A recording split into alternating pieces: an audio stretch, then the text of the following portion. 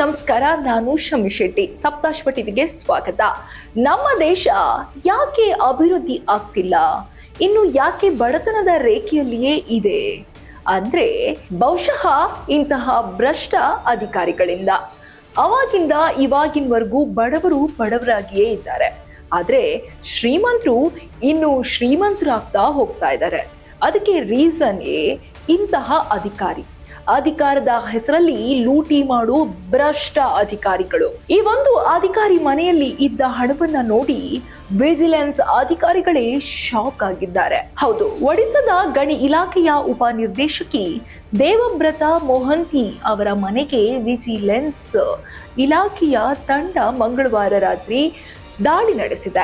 ಕಲ್ಲಿದ್ದಲು ಮಾರಾಟಗಾರರಿಂದ 30,000 ರೂಪಾಯಿ ಲಂಚ ಸ್ವೀಕರಿಸಿದ್ದಾಗ ಅಧಿಕಾರಿಗಳು ಅವರನ್ನು ಬಂಧಿಸಿದ್ರು.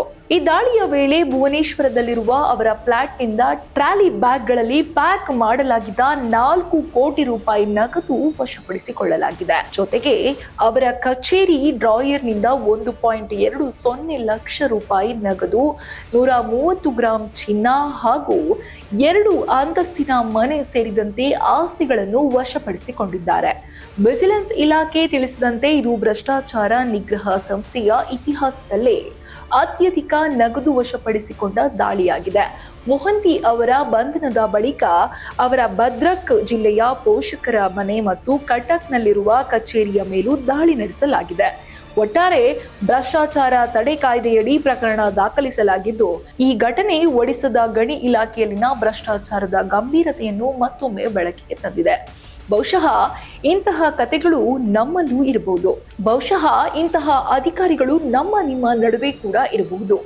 ಭಾರತ ಭ್ರಷ್ಟಾಚಾರ ಮುಕ್ತ ಆಗಬೇಕು ಅಂದ್ರೆ ಅಧಿಕಾರಿಗಳೊಂದಿಗೆ ನೀವು ಕೂಡ ಈ ಭ್ರಷ್ಟಾಚಾರದಿಂದ ದೂರ ಇರಬೇಕು.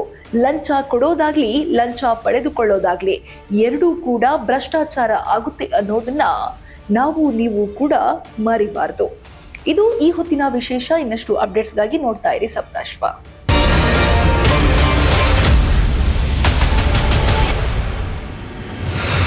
ಇನ್ನಷ್ಟು ಹೆಚ್ಚಿನ ಮಾಹಿತಿಗಾಗಿ Saptashwa TV Kannada YouTube channel ಅನ್ನು ಸಬ್ಸ್ಕ್ರೈಬ್ ಮಾಡಿಕೊಳ್ಳಿ.